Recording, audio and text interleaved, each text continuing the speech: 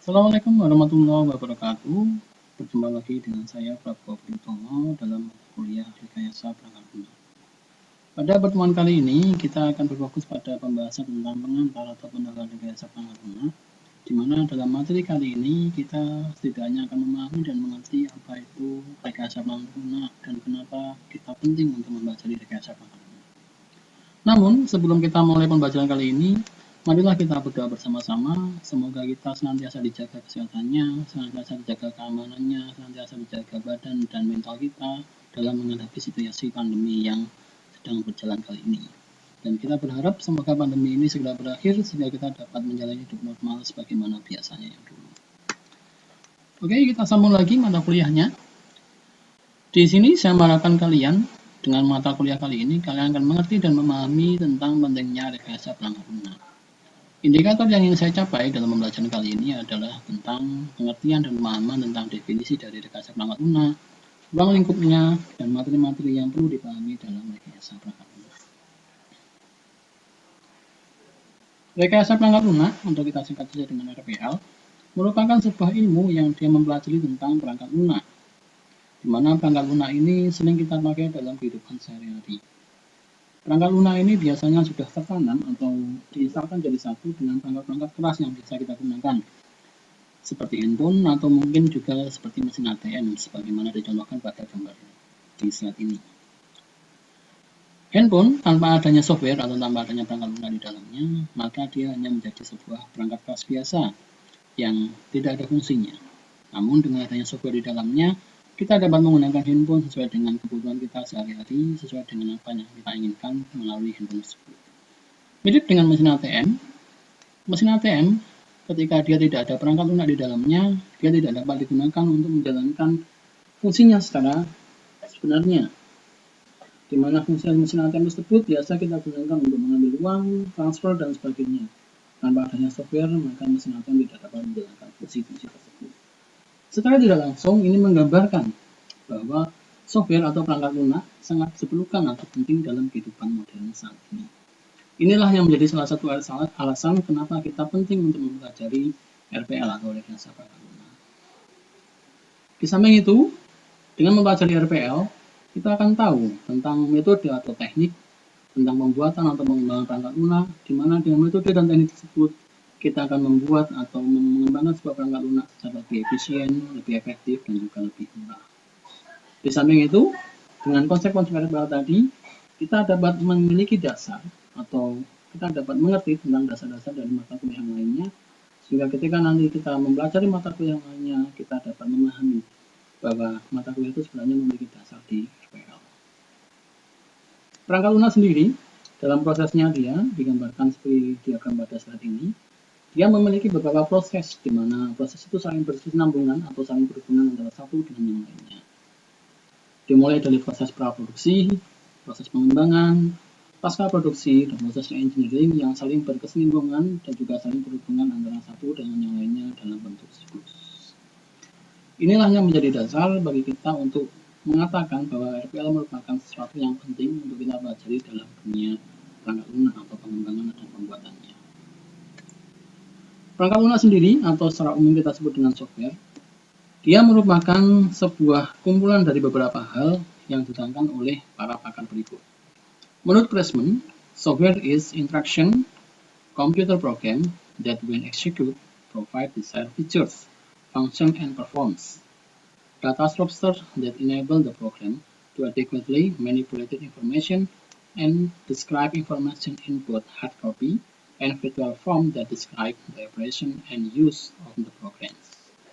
Secara tersirat di sini, Pressman menjelaskan bahwa software merupakan program komputer yang dia mengeksekusi sesuatu sesuai dengan features, fungsi, dan performa yang diinginkan.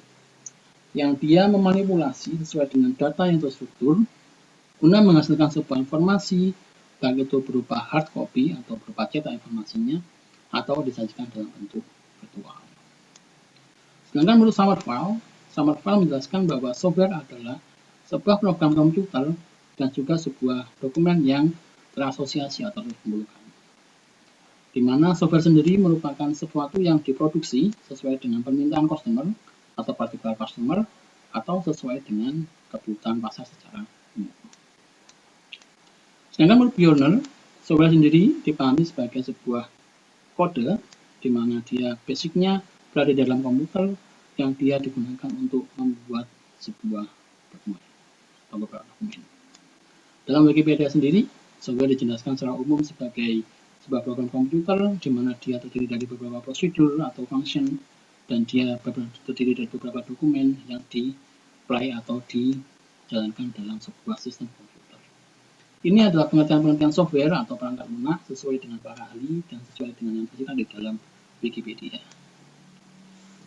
Jadi kita sendiri dapat menyimpulkan bahwa software merupakan dia program komputer yang dia menjalankan instruksi-instruksi sesuai dengan perintah, di mana perintah-perintah itu didasarkan pada susunan logika, di mana logika-logika ini diolah oleh sebuah perangkat lunak beserta dengan program-programnya beserta dengan data-data yang mengikutinya. Sehingga dengan pengolahan seperti ini, software dapat menghasilkan sebuah informasi atau dokumen yang diinginkan oleh konsumen atau kita. Gambarannya seperti ini, di mana dia perangkat lunak, dia terdiri dari program komputer di sini yang berisi dengan instruksi, berisi dengan prosedur, di mana dia berisi dengan perintah-perintahnya, dan juga dokumentasi atau data-datanya, di mana semuanya diolah untuk menghasilkan sebuah informasi atau dokumen yang diinginkan oleh konsumen. Jenis-jenis software-nya, jenis-jenis software itu terdapat beberapa jenis, tapi yang paling spesifik dia dijelaskan dalam bentuk dua jenis, yaitu tentang generic software dan juga customized software. Generic software sendiri merupakan perangkat lunak yang secara massal dijual ke publik atau spesifikasinya sama, seperti contohnya Microsoft Office dan jenisnya, di mana dia memiliki spek yang sama antara satu komputer dengan komputer yang lainnya. Sedangkan customized software merupakan sebuah perangkat lunak yang dibuat secara khusus sesuai dengan permintaan konsumen, di mana perangkat lunak ini dibuat secara khusus sesuai dengan apa yang diinginkan, sesuai dengan apa yang dibutuhkan oleh konsumen tersebut. Selain jenis-jenis tentang software tadi, software juga dibagi dalam beberapa bentuk kategori, di mana kategori-kategori ini membagi software dalam bentuk-bentuk sesuai dengan fungsi-fungsi atau sesuai dengan peruntukannya dalam penggunaannya ke depannya. Contoh dari kategori software adalah tentang satu sistem software dia. Sistem software merupakan sebuah perangkat lunak yang dia menggunakan sumber daya dan manajemen proses yang kompleks, di mana dia menggunakan struktur data yang kompleks dalam hubungannya dengan perangkat keras. Biasanya sistem software di sini merupakan software-software yang sifatnya basic atau software-software yang sifatnya dia digunakan dalam perangkat keras. Contohnya adalah operating system atau driver atau mungkin tentang networking. Selanjutnya ada application software. Application software di sini merupakan sebuah perangkat lunak yang dia digunakan atau embedded diinstalkan dalam sebuah sistem software, di mana application software ini merupakan sesuatu yang sering kita gunakan untuk memproses atau mengambil keputusan sesuai dengan pengolahan data yang kita inginkan. Selanjutnya ada engineering atau scientific software, di mana ini merupakan software yang dibuat khusus sesuai dengan bidang ilmiah yang ingin dipelajari.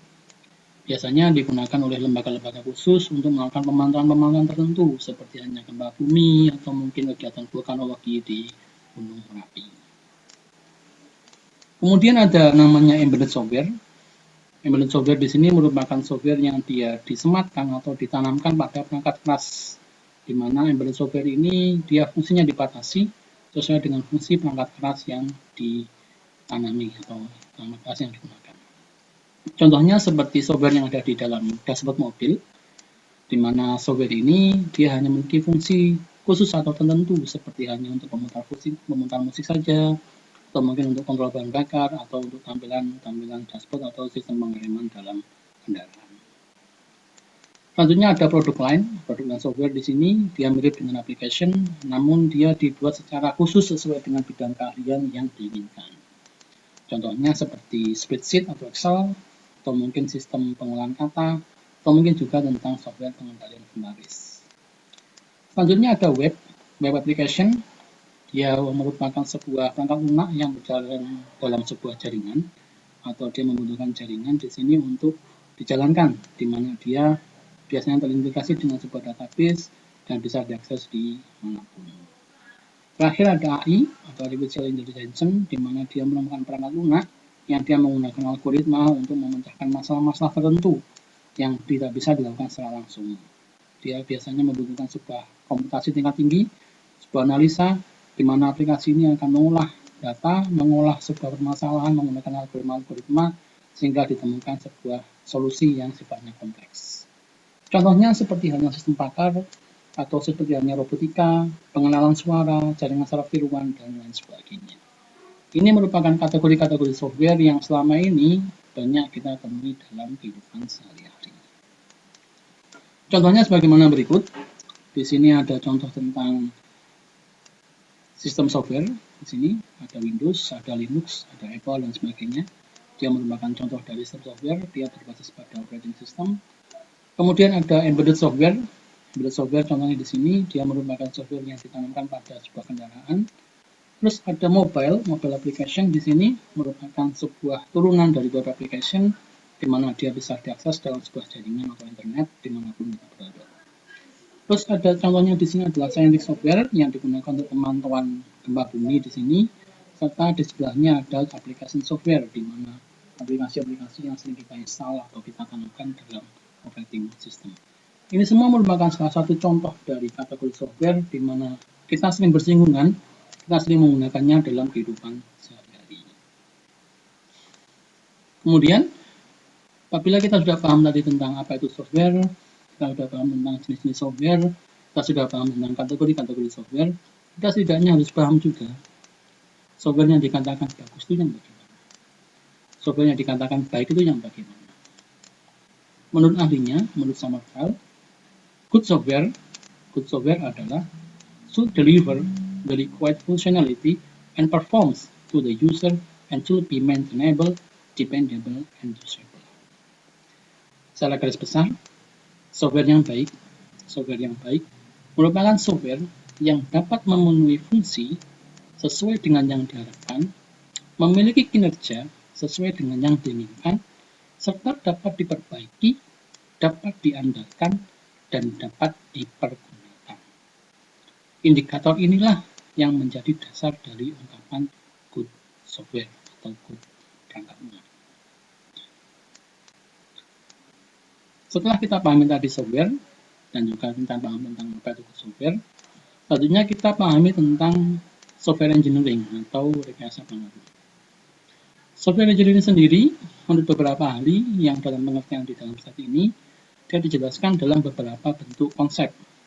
Menurut Summerville, software engineering is engineering discipline which is concerned with all aspects of software production from the early stage of system specification to maintaining the system after it has gone into use.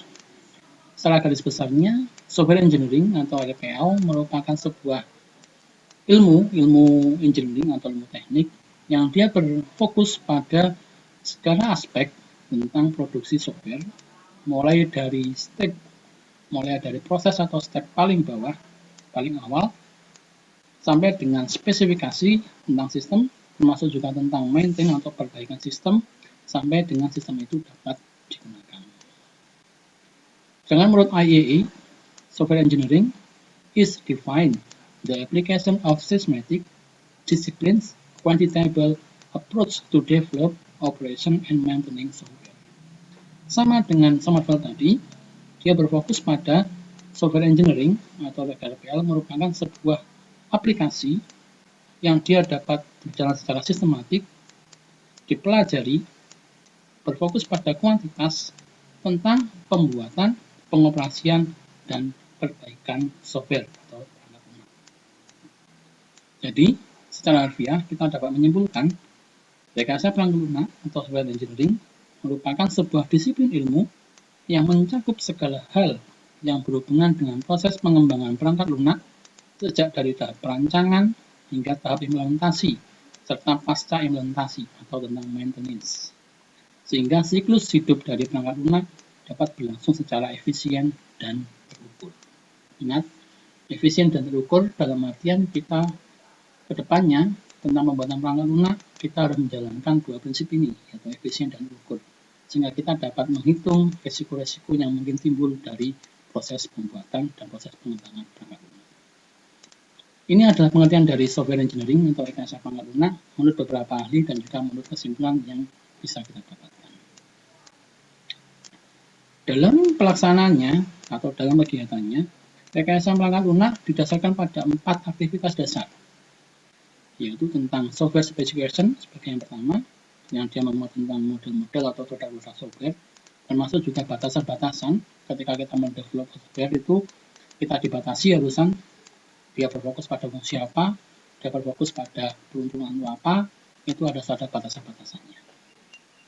Yang kedua tentang software development, ini berfokus tentang desain produk, desain softwarenya, berfokus dengan proses programmingnya, proses pembuatannya, dan berfokus pada proses bagaimana pembentukan software itu. Selanjutnya ada software validation. Software validation di sini dia berfokus pada proses uji coba, berfokus pada proses pengecekan, di mana pada proses validation ini kita sudah mulai melibatkan konsumen, kita sudah mulai melibatkan pihak-pihak yang ingin menggunakan software kita.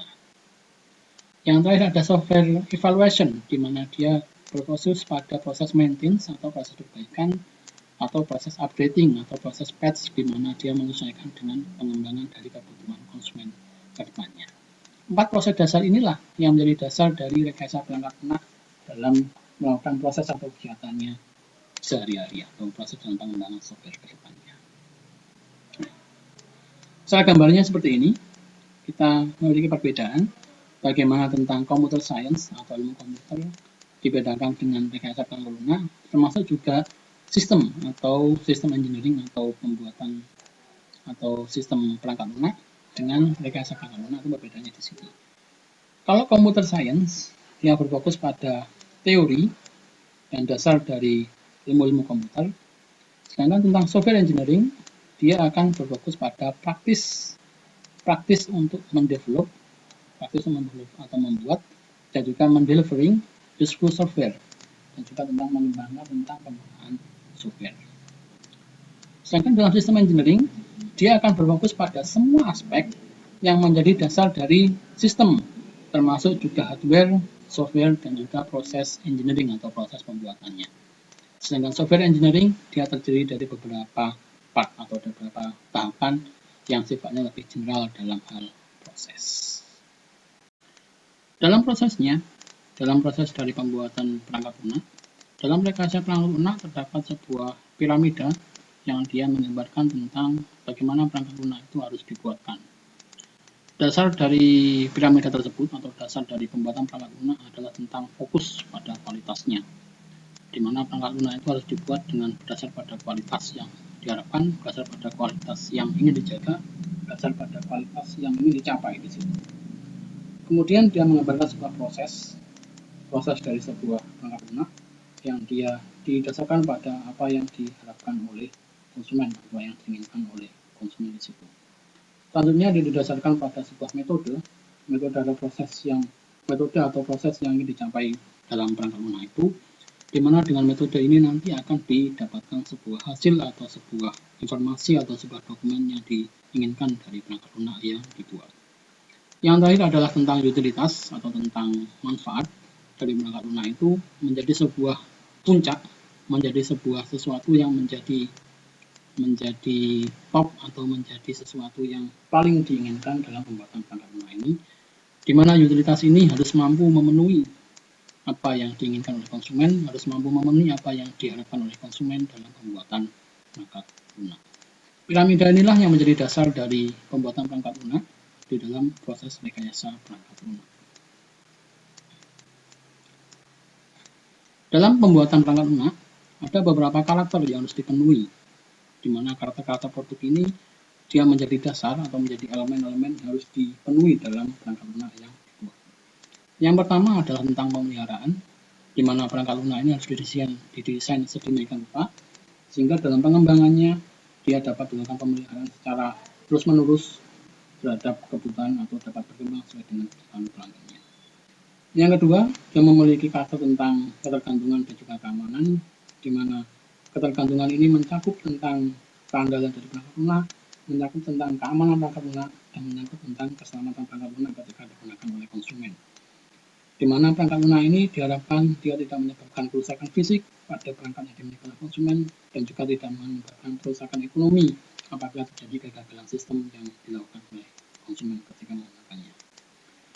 Selanjutnya ada proses efisiensi, di mana efisiensi di sini mengharapkan adanya tidak ada proses-proses yang boros pada penggunaan perangkat lunak, tidak ada proses-proses yang mengganggu dalam penggunaan perangkat lunak, dan juga tidak ada proses-proses yang menyebabkan dia delay atau daya waktu penggunaannya yang lama dengan menggunakan perangkat lunak ini. Yang terakhir adalah kemampuan dari perangkat lunak ini untuk diterima ketika dia digunakan, dia harus mampu diterima atau compatible dengan sistem-sistem yang lain yang mungkin sudah diinstal atau sudah digunakan oleh konsumen seperti itu. Karakter-karakter inilah yang minimal nanti harus dipenuhi ketika proses produksi, proses pengembangan sebuah perangkat lunak.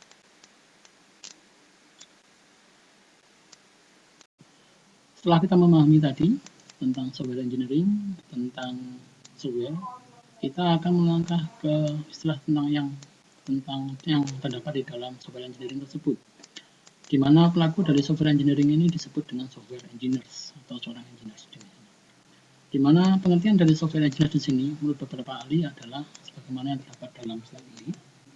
Menurut Conger, software engineer merupakan sebuah profesi yang dia skilled atau dia memiliki keahlian, di mana dia akan dapat memberikan sebuah perbedaan dalam proses bisnis yang menghasilkan sebuah keuntungan atau profitability. Sedangkan menurut Lapley, software engineer sendiri merupakan sebuah profesi tentang software engineering atau rekayasa perangkat lunak, di mana dia secara tidak langsung akan menguasai proses-proses seperti confining, komunikasi, communicating, spesifikasi sebuah perangkat, desain perangkat, building perangkat, membuat perangkat, mentes perangkat, testing, dan juga memaintain software system atau memperbaiki sebuah software. Jadi sangat kompleks sekali ya, di mana dia dalam satu orang itu harus menguasai beberapa teknik atau beberapa kemampuan atau keahlian seperti ini. Sedangkan menurut Summerville sendiri, dia mengharapkan seorang software engineer itu tidak hanya berputar pada sebuah kemampuan teknis yang dia hanya bisa untuk melakukan debug, atau dia hanya bisa melakukan sebuah coding di situ menjadi seorang coders, atau dia hanya bisa melakukan instalisasi dalam perangkat tersebut. Tapi menurut Summerville sendiri, seorang software engineer di sini dia diharapkan merupakan seseorang yang mampu melakukan proses analisa, melakukan proses pemahaman atau memecahkan masalah dari sebuah permasalahan yang dibawa oleh konsumen, hingga dia melakukan proses pemeliharaan dari perangkat lunak yang merupakan solusi dari permasalahan yang dibawa konsumen tadi secara tepat dan juga terarah. Jadi dia harus paham ketika dia konsumen datang, dia menganalisa permasalahan konsumen, dia memahami permasalahan konsumen, dia memecahkan permasalahan konsumen, dia mengembangkan sebuah perangkat lunak yang menjadi pemecahan masalah dari konsumen tadi, termasuk dia melakukan proses instalisasi dan melakukan proses pemeliharaan dari perangkat lunak yang dilakukan pemecahan masalah tadi secara tepat dan juga terarah. Dari pengertian yang disampaikan oleh para ahli ini, secara tidak langsung kita dapat menyimpulkan bahwa seorang software engineer merupakan sebuah profesi yang dia setidaknya mampu mengembangkan perangkat lunak dari semua siklus yang harus dilalui sehingga dapat membuat atau menghasilkan perangkat lunak yang secara tidak langsung memberikan keuntungan secara bisnis dan juga memiliki proses yang efisien. Jadi software engineer merupakan seorang yang kompleks di sini, seorang yang memiliki keahlian yang komplit, di mana dia harus memahami semua siklus hidup dari perangkat lunak, sehingga dia dapat menghasilkan sebuah perangkat lunak yang secara tidak langsung akan menguntungkan dalam proses bisnis dan juga efisien dalam proses pembuatan atau pengembangannya. Software engineering sendiri, di mana dia memiliki sebuah kode etik yang harus dipatuhi dan juga ditaati, di mana ini sudah ditetapkan oleh IEEE atau institusi yang mengatur tentang dunia perkomputeran di dunia. Yang pertama, seorang software engineering harus dia memiliki pribadi yang confidentiality, di mana dia mampu merasa menjaga kerahasiaan, baik kerahasiaan tentang dirinya sendiri atau mungkin kerahasiaan tentang klien yang sedang dia layani. Termasuk juga kerahasiaan tentang perjanjian-perjanjian yang mungkin dibuat antara dia dengan kliennya, termasuk juga perjanjian mana ditandatangani, mana yang harus dilaporkan dalam bentuk hukum dan sebagainya. Yang kedua, dia harus menjadi seorang pribadi yang kompeten, di mana dalam pribadi ini dia hanya berkata sesuai dengan berkata atau hanya melakukan tindakan sesuai dengan kemampuan atau sesuai dengan keilmuan yang dimilikinya. Yang ketiga, intellectual property right, di mana dia harus menjadi pribadi yang mampu menghormati, mampu menjaga tentang copyright atau hak cipta yang diatur pada perundang-undangan yang ada. Yang terakhir adalah dia harus peka terhadap isu-isu perkembangan teknologi yang sedang berkembang saat ini. Inilah kode etik atau inilah etika yang sewajarnya atau seharusnya dijaga oleh seorang software engineering, di mana dia dalam melakukan pekerjaannya, di mana dia dalam melakukan kegiatannya sehari-hari, dia menjaga tentang 4 hal ini, di mana dia menjaga kerahasiaan, dia memiliki kompetensi, dia menjaga tentang proses-proses hak cipta atau proses-proses yang tidak melanggar hukum, termasuk juga dia peka terhadap perkembangan teknologi yang ada. Dalam perkembangannya, RPL atau Software Engineering dia memiliki beberapa domain atau beberapa ruang lingkup yang diatur, di mana ruang lingkup ini dia akan memetakan proses pekerjaan dalam rekayasa perangkat lunak. Yang pertama adalah tentang domain engineering, di mana di sini dia akan memunculkan permasalahan ketika perangkat lunak itu baru dibuat. Yang kedua, tentang domain adalah requirement engineering, di mana dalam proses ini dia akan dilakukan proses pemecahan masalah, termasuk juga proses penganalisan kebutuhan-kebutuhan yang perlu diperlukan dalam proses pembuatan software ke depannya. Yang ketiga ada ruang lingkup tentang software design, di mana di sini kita harus memahami dan mengimplementasikan dari proses perancangan perangkat lunak, termasuk dengan proses-proses di mana kita harus memahami bagaimana seorang manusia atau seorang konsumen itu berinteraksi dengan komputer, termasuk juga nanti kita membayangkan bagaimana konsumen itu berinteraksi dengan perangkat lunak yang kita buat. Yang keempat adalah proses development, di mana dalam proses ini nanti kita akan berkaitan dengan algoritma, berkaitan dengan bahasa pemrograman, berkaitan dengan teknik-teknik dan sebagainya dalam proses pembuatan atau pengembangan perangkat lunak. Kemudian ada proses operation. Proses operation di sini meliputi proses-proses seperti testing, meliputi proses-proses tentang bagaimana implementasi, bagaimana tentang pelatihan, bagaimana tentang perbaikan pasar produk dan sebagainya. Ini berlaku dalam proses operation di sini. Yang terakhir adalah tentang maintenance, di mana maintenance ini merupakan sebuah tahapan akhir yang tidak bisa disepelekan, di mana dalam proses maintenance ini kita melakukan pemeliharaan, kita melakukan perbaikan dari mungkin kesalahan-kesalahan yang ditimbulkan oleh perangkat lunak kita. Termasuk juga kita ke depannya juga dalam suatu waktu perlu melakukan upgrading atau melakukan sebuah patch di dalam perangkat lunak kita, sehingga kita dapat lebih menjangkau lagi apa-apa yang dibutuhkan oleh konsumen atau pengembangan diinginkan oleh konsumen. Termasuk juga kedepannya dalam proses maintenance ini kita akan menangkap revisi-revisi atau mungkin koreksi-koreksi yang dilakukan oleh konsumen kita. Karena ruang lingkup inilah yang biasanya menjadi step by step dalam proses pengembangan perangkat lunak, yang nanti akan kita bahas lebih lanjut lagi dalam pertemuan selanjutnya tentang siklus hidup perangkat lunak atau SDLC. Ini adalah gambar dari sebuah hubungan antara unsur-unsur perangkat lunak di sini, di mana di sini ada software engineer atau pengembang perangkat lunak, ada perangkat lunaknya sendiri, ada penggunanya dan juga konsep RPL-nya. Di mana software engineer dia akan mengembangkan sebuah perangkat lunak dengan berdasar pada konsep RPL yang dia kuasai, dia pahami, di mana dia memahami konsep RPL ini digunakan untuk memahami bagaimana seorang pengguna atau konsumen sesuai dengan apa yang diharapkan dalam penggunaan perangkat lunak kedepannya. Gambaran ini berhubungan saling berkesinambungan antara satu dengan yang lainnya, di mana ketiga unsur ini, baik itu software engineer, baik itu pengguna atau customer ataupun konsep RPL di sini saling berkesinambungan, saling berhubungan satu dengan yang lainnya dan juga saling mempengaruhi satu dengan yang lainnya, dengan harapan nanti kedepannya akan menghasilkan sebuah perangkat lunak yang baik. Sebagai contoh adalah tentang permasalahan yang bisa kita pecahkan dengan menggunakan metode rekayasa perangkat lunak. adalah contoh yang terdapat pada slide ini. Contoh ini merupakan contoh yang umum kita temui dalam kehidupan kita sehari-hari, yaitu tentang penyakit diabetes. Di mana penderita penyakit diabetes ini dia memerlukan sebuah suntikan atau sebuah hormon yang dia harus suntikan setiap hari ke dalam tubuhnya yang bernama insulin, yang digunakan untuk mengatur metabolisme gula darah di dalam darahnya.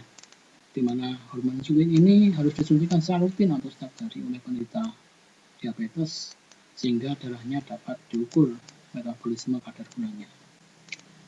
Namun yang jadi masalah di sini adalah kadang penderita diabetes akan bingung dosis dari suntikan insulin yang diberikan itu seberapa banyak sih atau seberapa sedikit sih sesuai dengan kondisi badannya pada saat itu. Hal inilah yang dapat kita pecahkan menggunakan metode rekayasa perangkat lunak.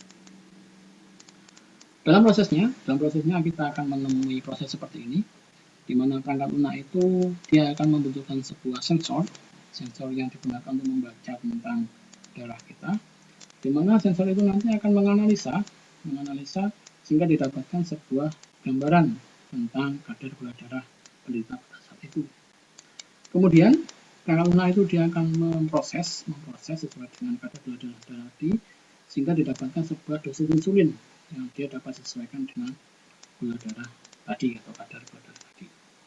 Kemudian dia akan memerintahkan perangkat lunak tadi kepada sebuah pom atau sebuah pompa dari perangkat lunak tadi atau dari perangkat kas tadi, yang dia akan menyuntikkan atau memompakan insulin tadi ke dalam tubuh penderita sesuai dengan dosis yang sudah ditentukan tadi, sehingga akan didapatkan sebuah dosis suntikan insulin yang tepat sesuai dengan kondisi gula darah pada saat itu. Itulah perangkat lunak yang ditujukan untuk dibuat sesuai dengan kasus tentang penderita diabetes tadi. Dan mungkin kita nanti ke depannya akan menemui beberapa kasus yang sama atau beberapa kasus yang mungkin berbeda sesuai dengan apa yang kita temui dalam kehidupan sehari-hari, yang mungkin dapat kita pecahkan dengan menggunakan sebuah metode rekayasa perangkat lunak di sini. Oke, ini merupakan rujukan atau merupakan buku-buku yang saya gunakan sebagai dasar dalam pembuatan materi ini. Dan juga saya harapkan kalian memahami atau minimal mendengarlah tentang buku-buku ini. Demikian mata kuliah kita pada hari ini, demikian juga pertemuan kita pada hari ini. Saya harapkan kalian senantiasa baik-baik saja, senantiasa menjaga dirinya, terutama dalam kondisi pandemi saat ini. Dan marilah kita sama-sama berdoa, semoga kondisi pandemi ini cepat berakhir. Mari kita akhiri dengan berdoa bersama-sama, dan saya akhiri pembacaan kali ini. Wassalamualaikum warahmatullahi wabarakatuh.